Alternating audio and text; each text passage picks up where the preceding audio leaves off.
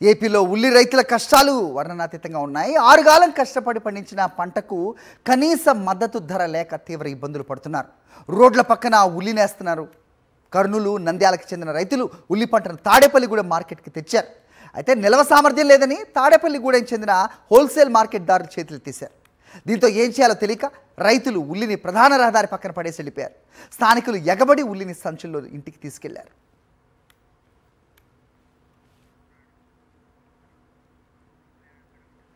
మరోవైపు శ్రీకాకుళం జిల్లా కొత్తపల్లి రైతు సేవా కేంద్రంలో యూరియా లభించక రైతులు అవస్థలు పడుతూనే ఉన్నారు.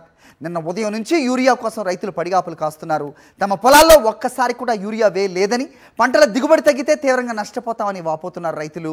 యూరియా సరఫరా చేయకుండా వ్యవసాయ శాఖ అధికారులు తమను నిండా ముంచేశారని రైతులు మండిపడుతున్నారు.